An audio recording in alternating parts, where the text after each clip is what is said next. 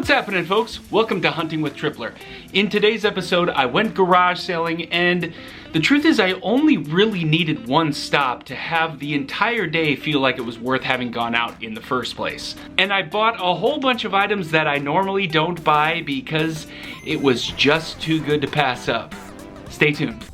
I collect so many things. Would you like to share this journey with me? I will show you the prizes I got today.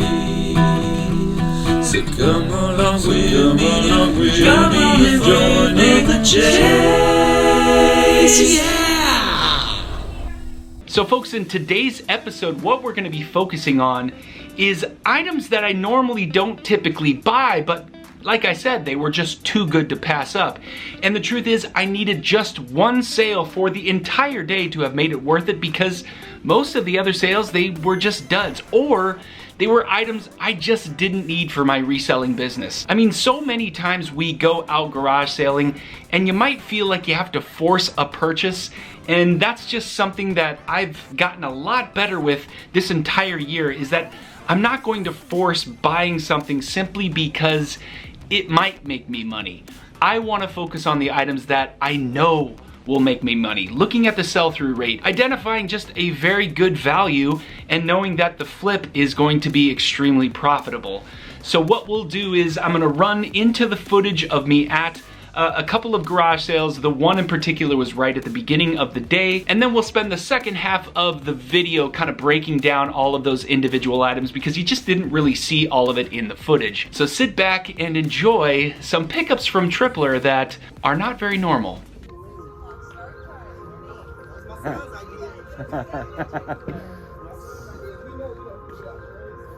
How's it going?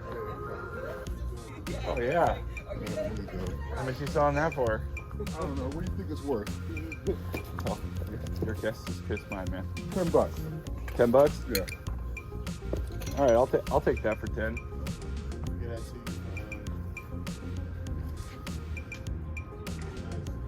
Yeah.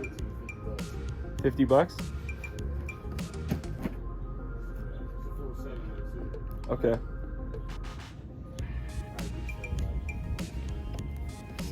Okay. I was about like 150, 200 bucks. So Would you take $40 for it? like 40. All right, I'll do that for 40. I'll do that for 10. So you want the Iowa?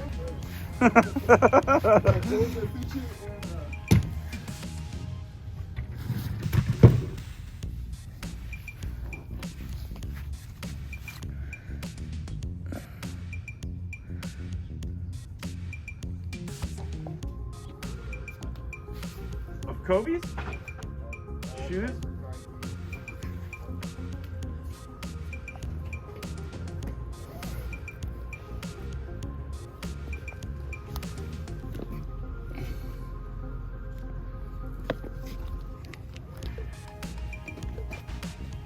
You guys help me out.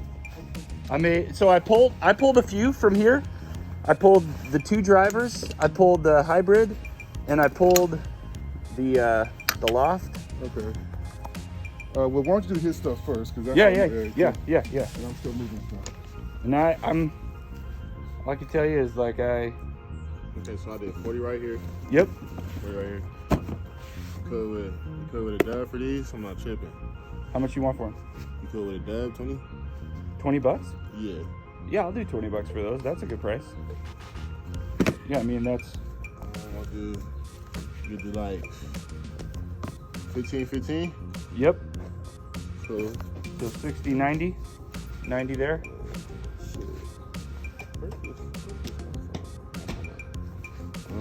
This week 15. How about Hyundai? Oh wait, what I grabbed some more stuff. I don't know if this is yours or not. I grabbed these. Are these yours? No. Okay, all right, cool. Yeah, 100 cool. All right, $100 in that too. No, for this. For this? Yeah. I think that's fair, because you do 5, 10, 15, 20, 25, 45. But these are worth a lot. I mean, I can sell these online. Would you take 80 for everything?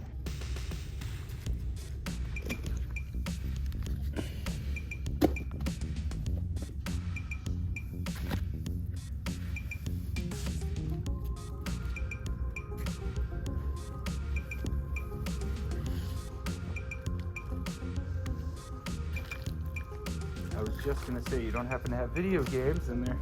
There's a stack of them, $3 each. Okay, take a look.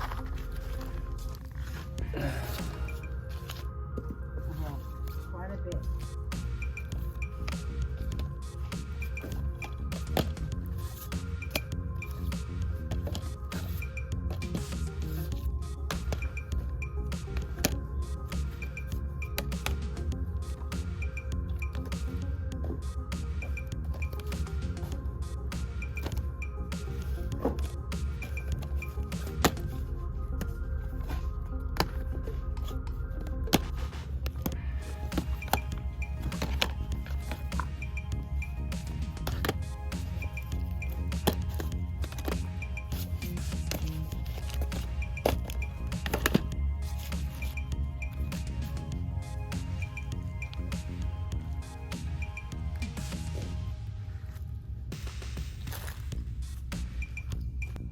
That is a really nice piece. Jeez.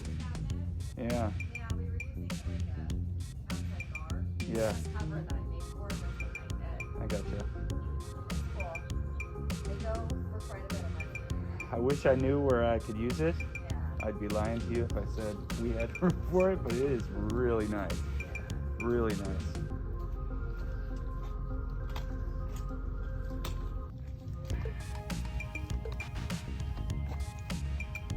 Cool snowboarding stuff, man.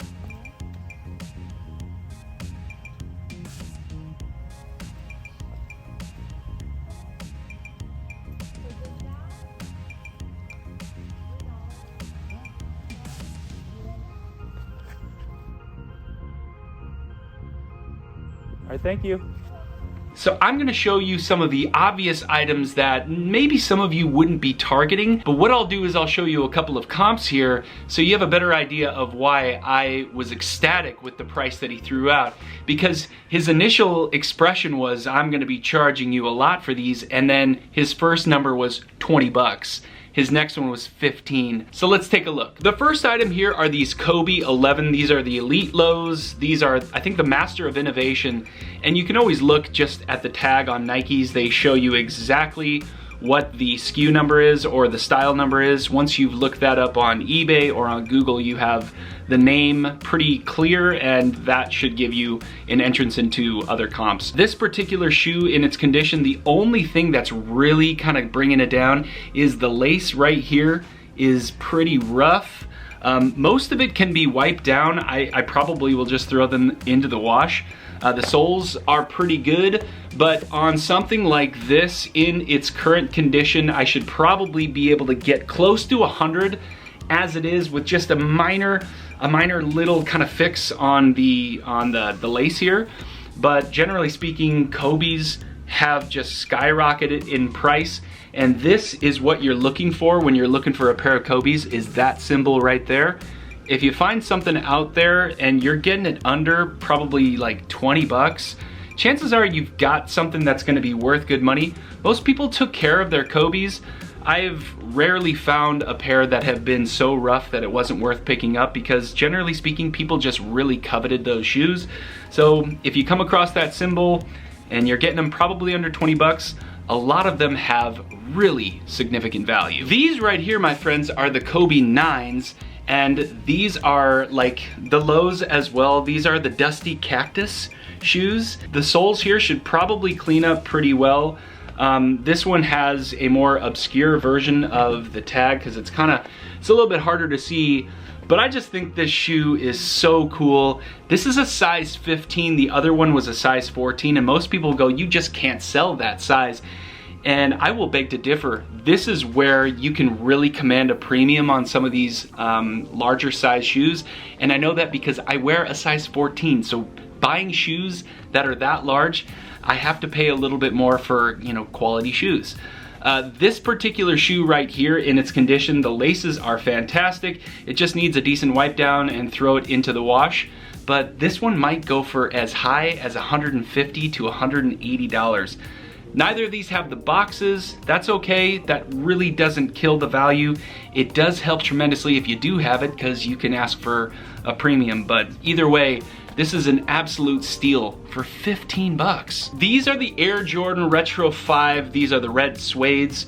And the reason I picked them up is because, quite honestly, the soles weren't terrible. They do need a wipe down, but there just wasn't a lot of wear on them. And so you could kind of tell that they just haven't been used a whole lot. So you can kind of do something with a harder bristle brush when the suede starts to look kind of a little bit used, is you can actually kind of reset some of the suede. And the fact that I actually know any of that is because when I first started watching YouTube, I watched a lot of shoe reseller type channels. And I watched a lot of them do a lot of refurbishment. There are things on these types of shoes that you're looking for. How's the netting on some of these Jordans? You know, you're also kind of checking to see if the air pouch is still pretty good. But most of this just needs to be wiped down. You can put suede in the wash.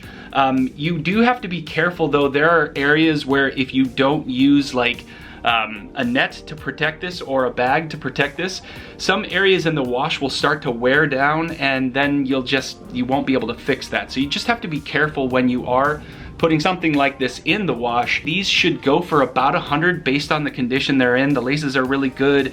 Like I said, just needs a pretty decent wipe down. So I'd say this was a steal for another $15. So I do pick up a lot of shoes. I don't show a lot of it on the channel, not because I don't want to show that kind of content, but I would say most of my viewers don't generally look at that type of stuff. So I don't focus on it simply because I just don't know if you guys have any interest in seeing shoes. And if you do, let me know in the comments. If you like me picking up shoes, I find shoes at the thrift store all the time. I post some of it on my TikTok channel, so let me know in the comments. If you want to see more shoe pickups, let Tripler know. So this one is just so sweet. It came with this kind of suede hoodie, which is, I think it's an XXL. Let me double check. No, it's just a large, but this thing is massive. I mean, this is way bigger than me, and it's a large. But either way, when I bought this, I didn't recognize that what also came with it were the matching suede pants. These are awesome. I mean, seriously, they're in great condition. I did notice when I took them back, there were a couple of flaws that I'm not sure if they're flaws. I don't even know if you can wash this kind of stuff. Maybe it's just dry cleaning, but they look to be really good. I can't imagine the pair would get me much more, maybe $100, but in total, I probably paid for this item maybe between $5 and $8 total for this. So this was, again, an absolute steal. Nike Apparel, I mean, for that price, yeah, I mean, this is gonna sell probably really fast too. And that there brings up the conversation I was having earlier about things that I don't typically pick up. I don't pick up clothes. The truth is, I don't have a lot of traction on eBay with selling clothing, so I can't say whether or not the algorithm is going to push me up any higher than someone who's been doing it for years, but we're gonna give it a shot anyway. Something like this I might keep, but the other stuff you're gonna see in this video, these are all for resale. Next is this vintage Korn hoodie, zip-up hoodie. And on the back, it's got this really awesome, you know, rock logo, hand gesture. Nothing looked stained, and there was only one kind of minor hole that's right here, if anyone can kind of see that. I didn't think that was gonna affect the value really much because this is from, when I looked up the comps, this looked like it was from the 90s. And if you look at the tag here too, so this looked pretty cool. This was an all style apparel in activewear. This is 2XL. So I'm gonna do a close-up of that tag. Hopefully that zooms in. I really don't know. The fabric was made in USA. It was assembled in Mexico. This just looks like a quality product. I saw some other comps for, you know, like Korn apparel going for like ridiculous money. So I wouldn't know where to price this, but I'm just hoping that I might get over $100 for this. Maybe I'm totally wrong. Maybe this is not even close to that, but I mean, again, paying like $7 to $8 for something like this, I imagine I'm still gonna net out, you know, at least doing pretty well on it. Two more pieces of clothing, one in which I really can't show you the entire shirt. I can only show you a part of it, so I'm going to fold over the part I can't show you. This is a vintage Lakers t-shirt.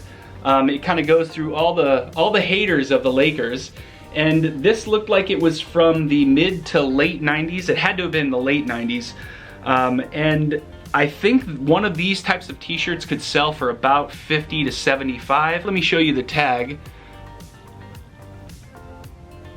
That tag looked pretty cool. It's an XL. It is single stitched.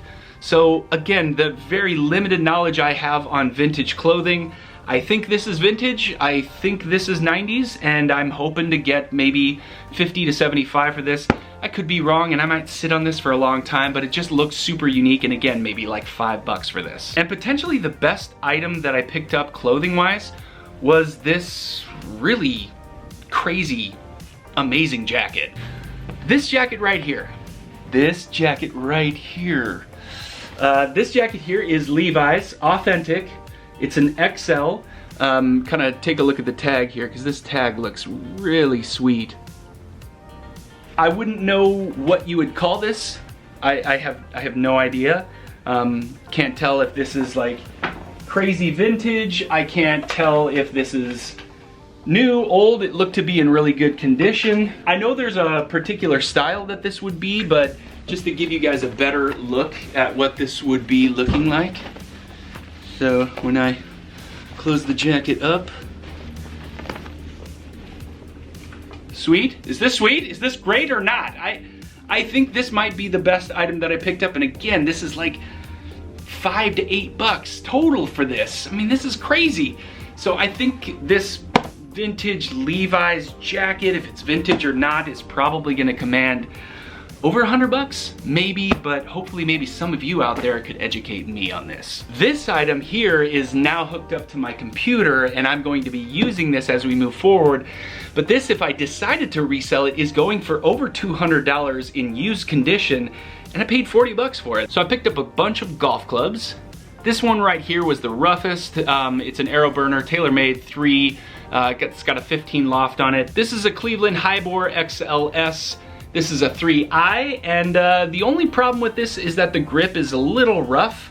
It's starting to show its wear, but the rest of it is in pretty good condition. I'm thinking close to $50 on this one, but I gotta check comps. I haven't looked at this particular one here, but still, again, $5, $6, this was a solid deal. This here is a Cleveland Highbore XLS. This one is gorgeous. This is a driver. It's in great condition. It doesn't look like it got used a whole lot. The grip's fantastic. Shaft's really good. This one actually came with a Arizona Wildcats golf driver cover, but I'll be throwing that one away. This one is gonna go for really good money. This could in some cases go for as high as $100, but I'm guessing that if I priced it right around 75 to 85, it should sell pretty quickly. And my friends, this is by far one of the best drivers that I've picked up, not ever, but certainly recently. This is a TaylorMade M2. This is a driver. There's a lot of adjustments that you can make on a driver like this. It's in amazing condition. The grip is great, shaft is perfect. It's barely been used, and this probably on the low end is like $195. I've seen them go as high as 200 plus selling used, and the total spend at that garage sale was $195. I'm gonna be making well over that. So the first stop, like I said in the video, was the only stop I needed. And that was today's episode, folks. I know this was a little bit different format, but sometimes it's nice to just break down why you're buying a particular thing, because we sometimes just focus on the finds, and that's always cool too, but sometimes it's worth just doing a little bit of a deeper dive. Take a look at the product, look at it a little bit closer, and analyze why. Why did I buy that? Why that brand? I can tell you right now, there are 1,000 more clothing resellers who are on YouTube who will laugh at me when they look at how I've presented some of those items on YouTube, and that's perfectly fine. I know very little about clothing, so it was kind of fun to get into something that I don't normally get into. And on the surface, when you look at some of these other items, I buy this type of stuff all of the time. Shoes, golf clubs, electronics. That's what I'm targeting when I'm at thrift stores, when I'm at garage sales, flea markets. There isn't anything better for me because I know all of that stuff. So when I'm getting into the stuff I don't know, perfectly fine if some of you out there can educate me. I do have a small update that maybe some of you have been waiting for on the Mario game, and here's what it is. Unfortunately, when I put in my order to WATA, I had indicated that one game was going to get warp zone speed, which is basically the fastest service you can get. It's 7 days and they send the item back. Well, I put that, of course, on the Mario game.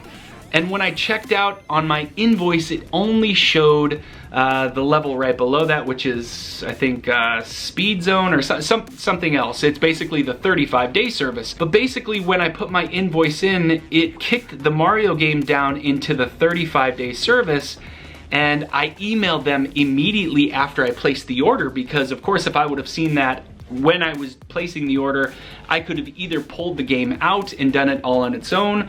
I could have found out why they weren't offering the service, but ultimately I've emailed them 3 times, I've called them twice, and I'm just not making any traction there, so I doubt I'm going to get that game back sooner, even though I indicated everywhere that I want this game to be warp zone speed.